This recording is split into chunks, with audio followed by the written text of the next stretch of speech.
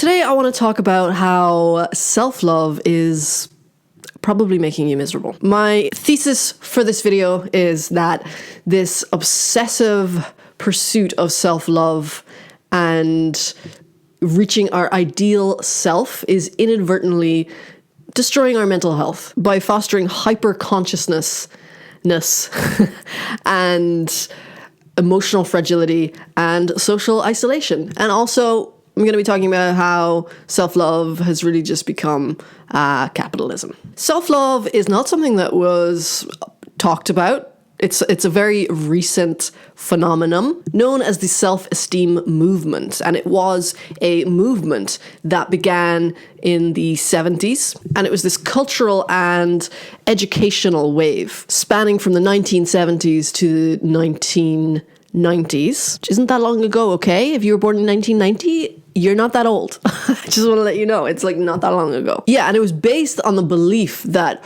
raising one's self-esteem, like from yay high, could eliminate crime and drug use and just, make people more intelligent and I guess ultimately better little workers. But anyway, and it was sparked by, pop psychology and humanistic ideas that self-love was literally this cure-all. It included the 1986 California Task Force on Self-Esteem to boost human capital and social health. Schools adopted special self-esteem curricula, avoided harsh criticism, and gave out universal participation trophies, and focused on making children feel good about themselves. And then later, psychological studies showed that it didn't really work at all.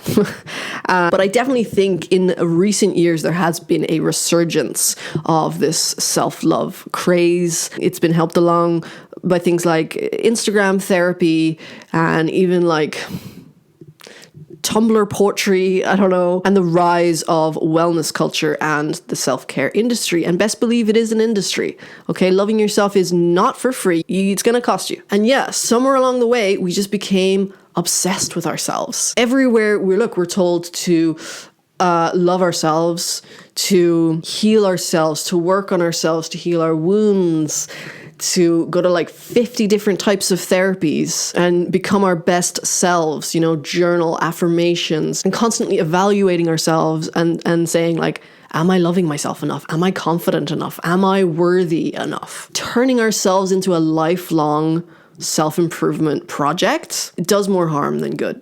When the goal is always self-love, our attention never really leaves ourselves. It just becomes this sort of rumination, and you're asking the same questions over and over again, like, how do I feel about me? How do I feel about me? I think the biggest thing that I have learned in my journey thus far, I guess my self-love journey, because I did that too. Guys, I bought into it all. And it's a necessary part of the journey, I think, to some extent. But yeah, what I learned was that self-esteem comes from doing esteemable acts. It's not as glamorous as Instagram and TikTok makes it out to be. Sometimes self-esteem is folding your laundry.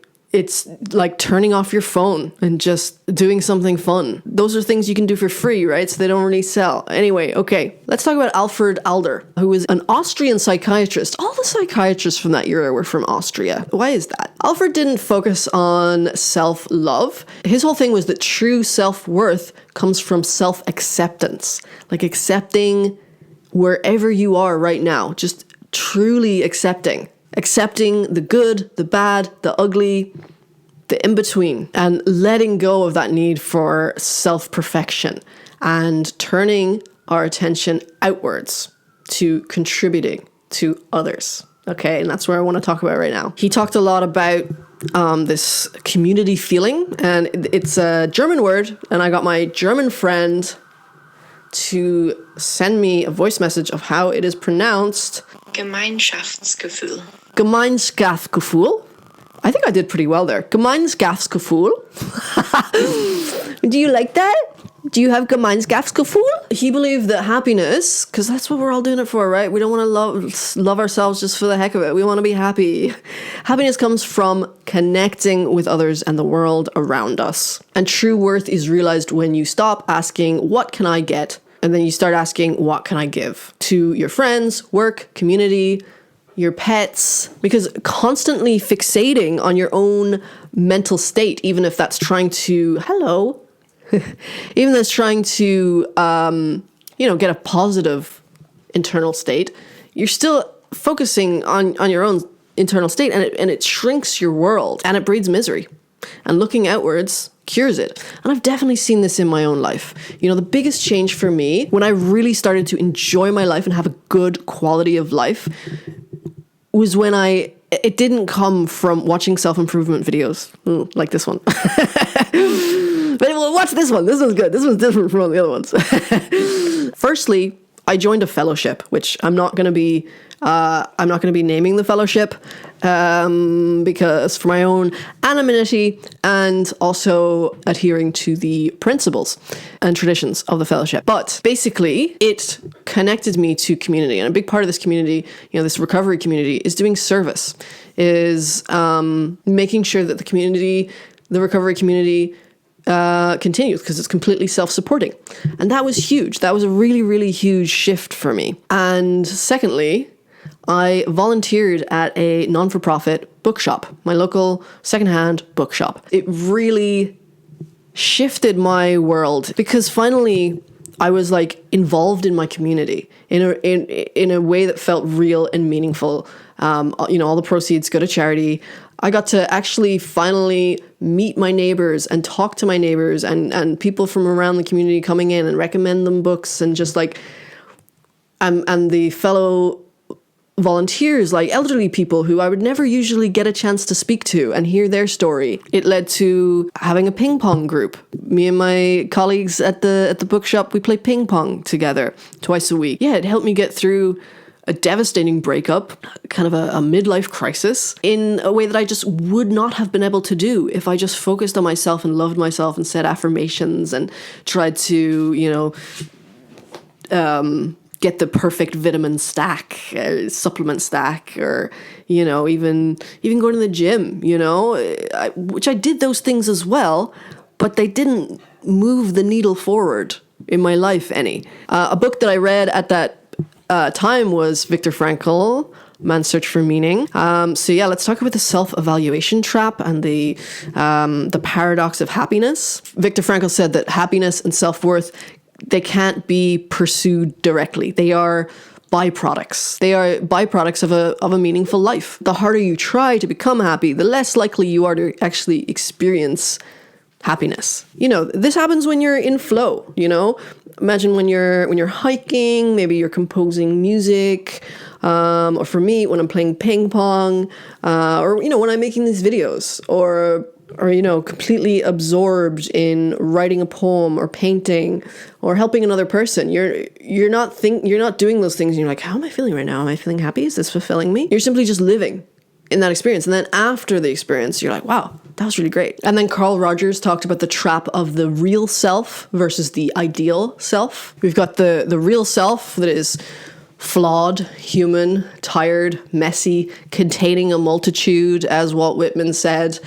And then we have the ideal self, which is who you think you should be, based on probably societal conditioning, let's be real. Modern self-love culture commands people to be a hyper-confident, flawlessly positive version of themselves. And Rogers called this building an unattainable ideal self. The wider the gap between your real self and this forced ideal, the more incongruence you experience. And let me tell you, incongruence is a one-way ticket to mental illness and neurosis. Rogers famously stated, "The curious paradox is that when I accept myself just as I am, then I can change." Notice he said accept, not love. He doesn't say love yourself just as you are. He says accept yourself. And this comes back to what I'm always saying. The solution to literally everything is acceptance. And then we have Simone Weil, the 20th century French philosopher and mystic. We love a mystic. We love a mystic on this channel. And she had this core concept of decreation being the ultimate antidote to self-love. She argues that the ego is this false lens that distorts reality, and that true mental and spiritual peace comes from dismantling the self, not loving the self. Modern self-love tells us to build up the ego, celebrate our unique identity, while argued the opposite. She believed that our ego or self is a barrier between us and reality. She coined the term decreation, which means deliberately shrinking your own ego to make room for truth and other people. You can argue that modern self-love is actually a form of self-idolatry, worshipping the ego, and that trying to fill ourselves with self-love is an endless, agonizing task that causes spiritual and mental suffering.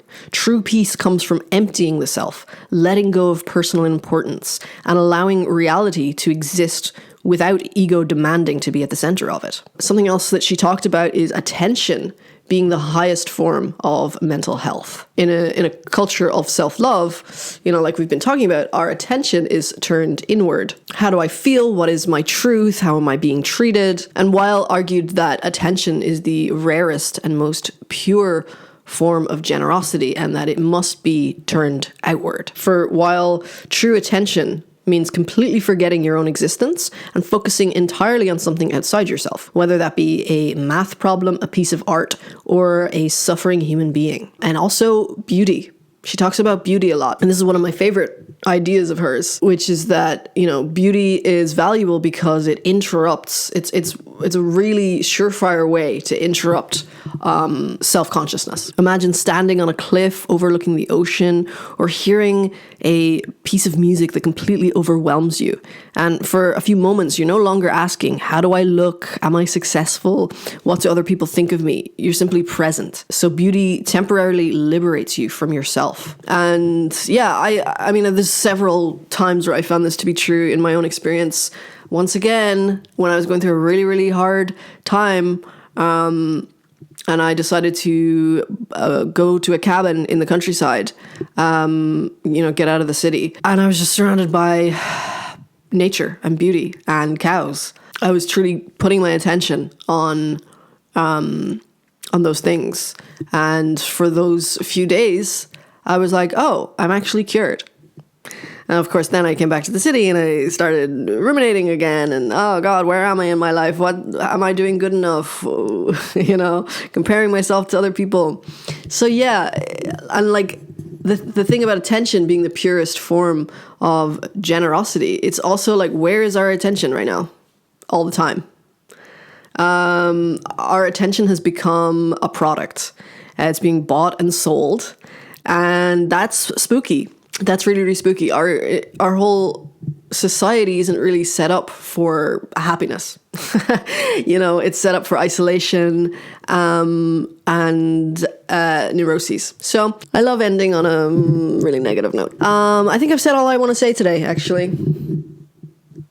Thank you so much for listening. Okay, bye-bye.